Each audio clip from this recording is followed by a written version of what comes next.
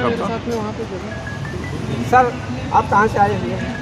हाँ सर, मैं छत्तीसगढ़ राजनांदगांव से आया हूँ। हाँ जी। हाँ जी, और मेरा नाम डॉक्टर R.L. कांडे हाँ है। जी। वैसे मैं अधिवक्ता भी हूँ। अच्छा जी। हाँ, सेशन कोर्ट में, अच्छा कहाँ पे? सेशन कोर्ट राजनांदगांव में। और इसके पहले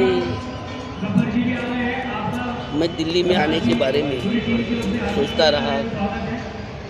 अभी विगत 2 सालों में कोरोना के कारण हमारा पिछड़ गए सामाजिक गतिविधि, सारी राजनीतिक गतिविधियाँ रुक गई हैं। हाँ, सारी गतिविधियाँ रुक जो भी गई। हमारे समाज के तो संगठन हैं मैं चाहता हूँ कि अम्बेडकरी मिशन का काम फिर से शुरू हो, मजबूती के और साथ मजबूती के साथ शुरू हो, क्योंकि जब तक अम्बेडकरी मिशन का काम शुरू नहीं होगा, न डेमोक्रेसी चलेगी और न कॉन्स्टिट्यूशन का इम्प्लीमेंटेशन होगा, और न लोकसभा राज्यसभा के लोग अब चुने जाएंगे। अच्छा, चुने भी जा रहे हैं, वो भी कोई काम का नहीं, वो हमारे काम के नहीं है, वो ऊंचे वर्ग के लोगों के काम के हैं। बाबा साहब के दुश्मनों के साथ में। हाँ, उन्हीं के साथी हैं वो लोग। तो मनुवाद का ये देश में अभी बहुत दिनों से मैं देख रहा हूँ, काफ़ी हावी हो गया है मनुवाद। और मनुवाद होने के कारण हिंदू धर्म का विकास हुआ है, और बड़ी अच्छी बात है कि हिंदू धर्म का विकास हो रहा है, हम भी चाहते हैं, लेकिन हाँ, दूसरों को नुकसान न हो। हाँ, पर ये हिंदू राष्ट्र बनाने का जो सपना है वो बड़ा चिंतनीय है। मैं ये कहूँगा कि सारा विश्व में अधिकांश बड़े राष्ट्र और वैज्ञानिक दृष्टिकोण से आगे हुए राष्ट्र आज बौद्ध धर्म की ओर जा रहे हैं। आज आवश्यकता है, क्योंकि वैज्ञानिक धर्म है और शांति का धर्म है, अहिंसा का धर्म है। हाँ, जब भी वर्ल्ड में जब भी क्रांति हुई, हिटलर के टाइम में भी क्रांति हुई थी, मुसोलिनी जैसे तानाशाह लोग थे, तो उस समय विश्व स्तर पर, सारे संसार के स्तर पर डॉक्टर बाबा साहब अम्बेडकर एक ऐसे व्यक्ति थे जिन्होंने प्रजातंत्र के लिए, डेमोक्रेसी के लिए लड़ाई लड़े थे। इसीलिए इस देश का प्रधानमंत्री, इस देश का राष्ट्रपति ये कहता है कि मैं बाबा साहब के कारण आज राष्ट्रपति हूँ और प्रधानमंत्री हूँ। हमारे वर्तमान मोदी साहब भी कहते हैं। तो मैं ये कहना चाहता हूँ कि इसलिए कहते हैं, इन्हें मालूम है कि नहीं मैं ये नहीं जानता, लेकिन इसलिए कहते हैं उनकी आत्मा उनको गवाही देती होगी कि सेकंड वर्ल्ड वार में जब हिटलर और मुसोलिनी थे, तानाशाह थे, प्रजातंत्र के खिलाफ थे, तो बाबा साहब ने संसार के चौराहे पर आकर प्रजातंत्र की लड़ाई लड़ा, और विश्व को प्रजातंत्र देने में बाबा साहब की अहम भूमिका रही। और उसी के कारण भारत आज जो स्वतंत्र हुआ, वो प्रजातांत्रिक स्वतंत्रता मिली, वो बाबा साहब के कारण मिली। उन्होंने अंग्रेजों को कहा था कि अंग्रेजों क्या राउंड टेबल कॉन्फ्रेंस में उठा के देखिए, बाबा साहब ने आज़ादी की लड़ाई तो पहले ही लड़ लिए थे, और उन्होंने अंग्रेजों से कहा भी था कि तुम्हें इस देश को छोड़ना है, क्योंकि जब तक राजतंत्र नहीं बदलेगा, प्रजातंत्र नहीं आएगा, तब तक किसी को भी सहभागिता नहीं मिलेगी। इसलिए बाबा साहब ने उन्हें कहा, हमें सहभागिता चाहिए, हमको हमारा देश से तुम खाली करो। और मनुवादियों से सबसे पहले लड़े बाबा साहब। अप्रजातांत्रिक भारत को प्रजातांत्रिक भारत बनाने के लिए यहाँ के सेठ, मारवाड़ी, बनिया, राजा, महाराजा सारे लोगों से लड़े, और लड़ करके उन्होंने अप्रजातांत्रिक भारत को प्रजातांत्रिक बनाया, बदल दिया है। और कोई नहीं चाहते थे कि प्रजातांत्रिक भारत बने, क्योंकि इनकी पद प्रतिष्ठा और सब दाव पर थी। इसलिए बाबा साहब ने संघर्ष किया और प्रजातंत्र लाया, और प्रजातंत्र के हमारे प्रणेता थे, विश्व प्रणेता थे बाबा साहब अम्बेडकर। और उसके बाद उन्होंने अंग्रेजों को भगाया, बोले कि हम हमारे लोगों से लड़ लिए, अब कट्टरपंथी लोगों से, हिंदुओं से और अन्य लोगों से, अब तुम हमारे देश को खाली करो, तब हम प्रजातंत्र की सत्ता आएगी। और इसलिए उन्होंने अंग्रेजों को भी भगाया, और अंग्रेज भी हार मान गए, और उन्होंने देश को छोड़ने के लिए बाध्य हुए। उसके बाद में जब दूसरा स्टेप आया, तब वो डिक्टेटरशिप का स्टेप आया, तो बाबा साहब ने वहाँ पर भी विश्व में लड़ करके, बाबा साहब ने 3 स्टेट पर लड़ करके, 3 स्तर पर लड़ करके बाबा साहब ने हमको प्रजातंत्र दिया, जिसकी बदौलत भारत आज दुनिया का सबसे बड़ा प्रजातांत्रिक देश है, राष्ट्र बना। और इतना ही नहीं, प्रजातांत्रिक कॉन्स्टिट्यूशन दिया। दुनिया में ऐसा कोई है, दुनिया में ऐसा कोई नहीं है। भगवान तथागत बुद्ध के उद्देश्य समता, समानता, बंधुत्व, मैत्री को लेकर के, है ना, ये भारतीय संविधान दिया। और कुछ लोगों को ये डाउट होता है कि डॉक्टर बाबा साहब अम्बेडकर ने अकेले ने संविधान नहीं बनाया, ऐसा लोग कहते हैं। तो मैं उन लोगों से आग्रह करना चाहूँगा कि दुनिया की कोई भी पुस्तक को सब लोग नहीं लिखते हैं, और यदि सबने बनाया तो कोलंबिया यूनिवर्सिटी ने डॉक्टर अम्बेडकर को ये डिग्री क्यों दी?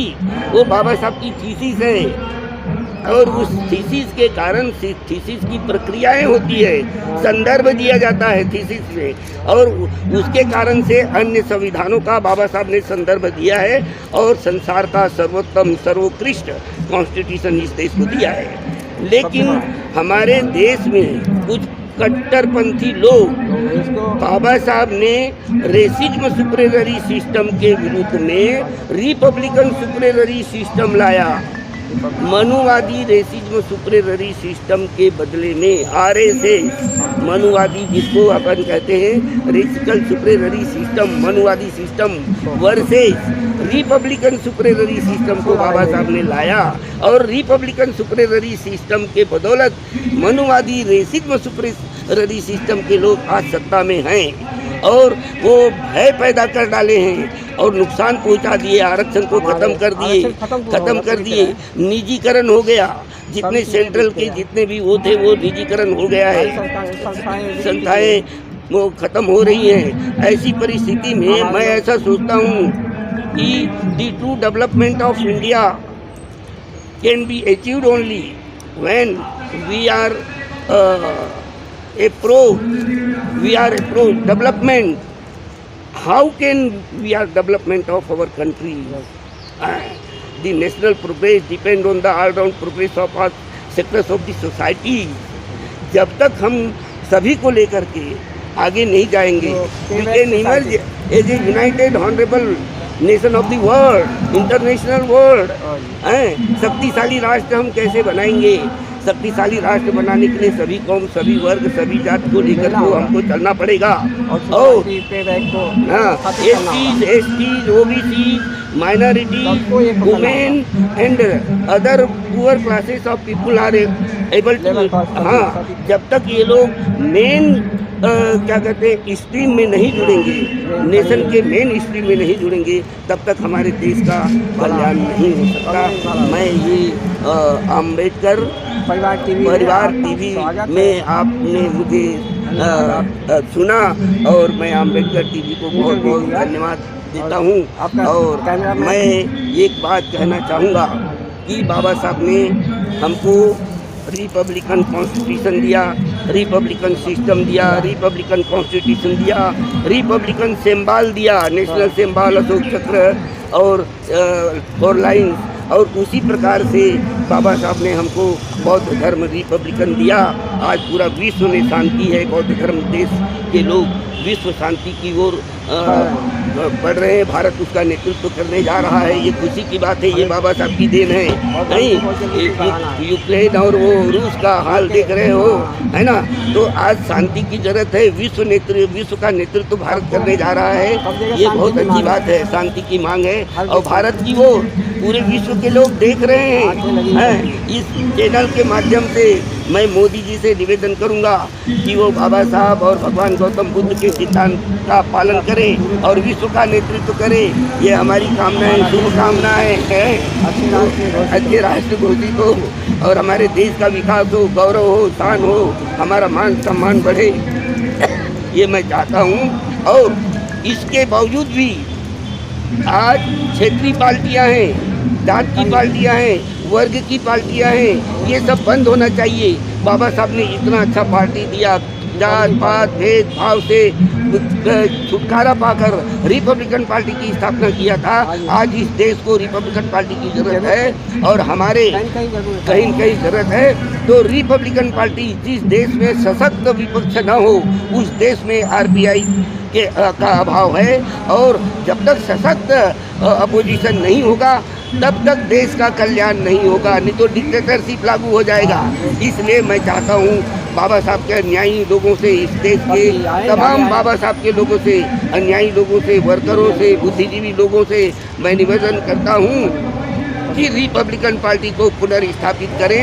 बिना जात पात भेदभाव वर्ग के ये पार्टी बनाई थी बाबा साहब ने, और हमें उसको जिंदा करना है। तभी हमारे देश का विकास होगा, कल्याण होगा, डेमोक्रेसी चलेगी, संविधान बचेगा, सारा चीज हमारा अधिकार बचेगा। आपका प्रयास पूरी तरह तैयार है? तैयार है, हमारी मेजॉरिटी पूरी तरह देश के कोने कोने में जाने के लिए तैयार है। और लगे तो हम अभी फर्दर कुछ कार्यक्रम करेंगे और देश को हम पुनः विश्वास दिलाना चाहते हैं कि बाबा साहब की पार्टी को हम खड़े करेंगे। मैं एक स्कॉलर हूँ, मैं रिजर्वेशन पर पीएचडी हूँ, एलएलएम हूँ, और एलएलएम होने के कारण और पीएचडी होने के कारण लोग मुझसे कहते हैं कि खाने साहब, दिल्ली के लोग भी, सारे देश के कोने कोने के लोग मुझसे कहते हैं कि खांडे साहब आप कुछ अपना वो करिए, नेतृत्व करिए ताकि बाबा साहब का मिशन आगे बढ़े। तो